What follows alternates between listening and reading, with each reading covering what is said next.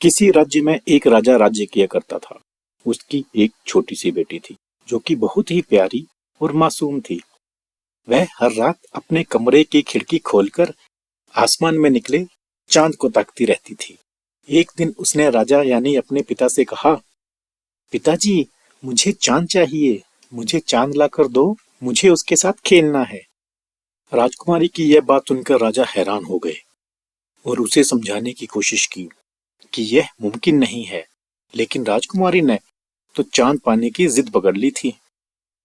चांद न मिलने की स्थिति में वह ना कुछ खाती और ना कुछ पीती, बस पूरी रात चांद को खिड़की पर बैठकर देखती रहती। इस कारण धीरे धीरे राजकुमारी की तबीयत बिगड़ने लगी और वह काफी बीमार हो गई। राजकुमारी की यह हालत राजा से देखी ना गई और उसने अपने मंत्रियों और दरबारियों को राजकुमारी के लिए चांद लाने का आदेश दिया। राजा का यह आदेश सुनकर सभी मंत्री और दरबारी हैरत में पड़ गए। उन्होंने राजा से कहा, महाराज, चांद को लाना मुमकिन नहीं, यह हम भी जानते हैं और आप भी। ऐसे में हम राजकुमारी को चांद कैसे लाके दे सकते हैं? मंत्रियों और दरबारियों की यह बात सुनकर राजा ने अपने राज्य में ऐलान करवा दिया कि राजकुमारी के लिए जो भी चांद लाकर देगा वह उसे खूब सारा धन इनाम में देगा।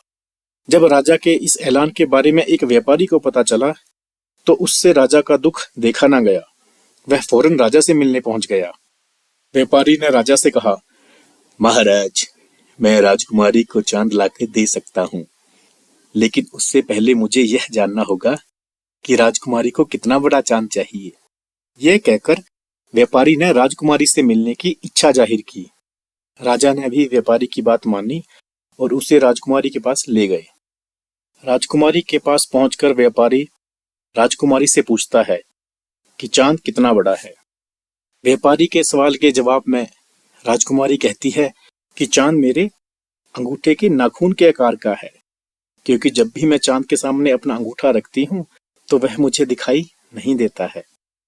के बाद व्यापारी पूछता है कि चांद कितना ऊंचा है, तो राजकुमारी कहती है कि वह शायद पेड़ से थोड़ा ऊंचा है, क्योंकि वह हमेशा महल के बाहर लगे पेड़ के ऊपर ही नजर आता है। और अंत में व्यापारी पूछता है, अच्छा राजकुमारी, चांद कैसा दिखता है? इस पर राजकुमारी कहती है कि वह चमकीला है और चांदी की तरह सफेद है। राजकुमारी की यह बातें सुनकर व्यापारी हंसते हुए खड़ा हो जाता है और राजकुमारी से कहता है कि कल मैं पेड़ पर चढ़कर उस चांद को तोड़ लाऊंगा। इतना कहकर व्यापारी राजा के पास जाता है और अपनी योजना उन्हें बताता है। राजा को व्यापारी की योजना पसंद आती है। अगले ही दिन व्यापारी एक चांदी का छोटा सा चांद खरीदकर राजकुमारी के लिए ले आता है। राजकुमारी उस चांदी के चांद को देखकर खुश होती है और उसके साथ खेलने लगती है। राजकुमारी को खुश देखकर राजा भी बहुत प्रसन्न हुए, मगर अब उन्हें इस बात की चिंता होती है कि रात को जब राजकुमारी आसमान में चांद देखेगी तो उसे समझ में आ जाएगा कि यह वह चांद नहीं है। इस बात को राजा व्यापारी के सामने रखता है।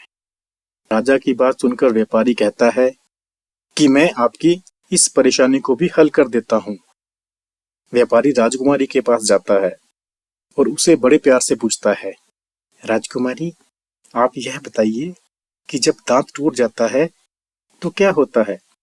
व्यापारी के इस सवाल का राजकुमारी बड़ी मासूमियत से जवाब देती है, जब पुराना दांत टूट जाता है तो उसके बदले नया दांत आ जाता है। तब हंसकर व्यापारी पूछता है, अच्छा, अब यह बताइए कि क्या आपको पता है कि जब कोई चांद तोड़ लेता है तो क्या होता है? इस पर राजकुमारी कहती है, हाँ, वहाँ भी नया चांद आ जाता है। राजकुमारी का यह जवाब सुनकर व्यापारी कहता है कि अरे वाह, राजकुमारी को तो सब कुछ पता है। इतना कहते ही व्यापारी कमरे की खिड़कियां खोल देता है और कहता है कि आइए फिर आज हम नए चांद को देखते हैं। आसमान में चांद को देखकर राजकुमारी कहती है कि मेरे पास जो चांद है वह नए चांद से भी ज्यादा खूबसूरत है, और अपने चांद के साथ खेलने में जुट जाती है। यह सब देखकर राजा बहुत ही खुश होता है और व्यापारी को बहुत सारा धन इनाम में देता है।